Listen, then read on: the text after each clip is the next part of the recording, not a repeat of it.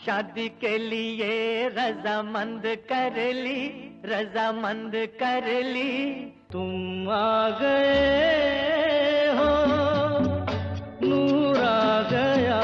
तेरे बिना जिंदगी से शिकवा तो नहीं, तेरी हंसी निगाह का ऐसा, मेरी भीगी भीगी सी पलकों पे रह गए जैसे मेरे सपने। दोस्तों, हरिहर जेठालाल जरीवाला उर्फ संजीव कुमार ने बॉलीवुड में अपना सफर बी ग्रेड फिल्मों से शुरू किया। 25 साल के अपने फिल्मी करियर में उन्होंने 150 से ज्यादा फिल्मों में अभिनय किया। 1960 से 1985 तक अभिनय के दौरान संजीव कुमार ने खुद को कभी भी रिपीट नहीं किया, न ही वह किसी इमेज में टाइप्ड हुए। इस ऑल सीजन एक्टर ने कभी पर्दे पर अपने इमेज की परवाह नहीं की और हर तरह का किरदार निभाया। उनका नाम कई एक्ट्रेस के साथ जुड़ा, जिनमें नूतन भी शामिल थी। हालांकि नूतन के साथ उनके कथित अफेयर के चलते एक बड़ा कांड हो गया था। आइए जानते हैं इसके बारे में विस्तार से। दोस्तों, बॉलीवुड में डेब्यू से पहले संजीव कुमार थिएटर के जरिए अपना सिक्का जमा चुके थे। हिंदी फिल्मों में उन्हें पहला मौका 1960 में आई फिल्म हम हिंदुस्तानी में मिला था। इस फिल्म में उनका रोल महज 2 सेकंड का था, लेकिन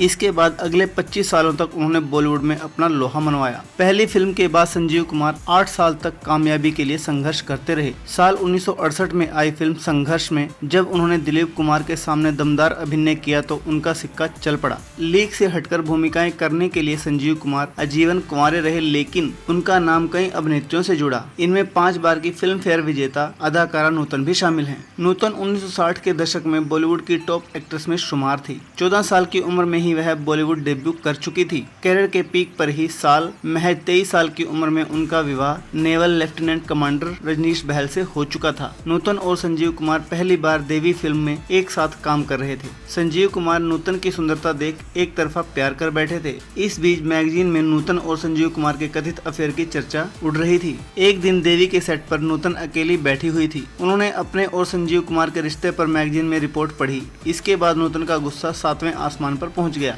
उन्हें लगा कि दोनों के बीच प्यार की अफवाह संजीव कुमार ही फैला रहे हैं। उन्होंने सेट पर संजीव कुमार को चांटा जड़ दिया। इस घटना के बाद नूतन ने साल 1972 में स्टारडस्ट के एक अंक में पत्रकार उमा राव के सामने अपना पक्ष रखा। उन्होंने कहा कि वह संजीव कुमार के साथ हमेशा दोस्ताना, विनम्र और पेशेवर रही है, लेकिन इससे ज्यादा नहीं। उन्होंने कहा, जब मैंने संजीव के साथ रोमांटिक जोड़ी वाली एक रिपोर्ट पढ़ी तो मुझे झटका लगा। नूतन ने दावा किया कि उन्हें एक करीबी सहयोगी से पता चला कि संजीव कुमार ने उनके रिश्ते के बारे में खबर फैलाई थी। खबर यह थी कि नूतन संजीव के साथ रह रही थी और शादी करने की योजना बना रही है। उन्होंने यहाँ तक कहा कि अभिनेता ने लोगों से यह भी कहा कि वे सोच रहे थे कि क्या उन्हें उनके बच्चे की कस्टडी मिल सकती है। उन्होंने आगे कहा, बिल्कुल बकवास। संजीव ने क्या सोचा था कि मैं कभी भी उसके लिए अपने सबसे शानदार पति को छोड़ दूंगी। संजीव तो मेरे पति के पांव के नाखून के बराबर भी नहीं है। इंटरव्यू में जब उनसे पूछा गया कि क्या उन्हें संजीव को थप्पड़ मारने के अपने फैसले पर पछतावा है, तो अभिनेत्री ने जवाब में स्पष्ट रूप से नहीं दिया था। उन्होंने कहा, मुझे अपनी कार्रवाई पर पछतावा नहीं है। मैं बिल्कुल क्लियर थी और अपने मान सम्मान का बचाव करना न्यायोचित था। उन्हें मेरा नाम खराब करने का कोई अधिकार नहीं था। इस घटना के बाद देवी फिल्म की शूटिंग रुक गई। फिल्म के डायरेक्टर वी मधुसूदन राव नूतन और संजीव के बीच मध्यस्थता करना चाहते थे, क्योंकि फिल्म कंप्लीट नहीं हुई थी। इसके बाद एक बैठक हुई जिसमें नूतन के पति रजनीश बहल भी शामिल थे। नूतन की माफी की शर्त पर संजीव कुमार फिल्म पूरी करने के लिए तैयार थे, लेकिन एक्ट्रेस ने मना कर दिया। हालांकि नूतन के पति ने माफी मांगी, लेकिन संजीव ने इसे स्वीकार करने से इनकार कर दिया। इसके बाद किसी तरह संजीव कुमार मान गए और फिल्म पूरी हो गई।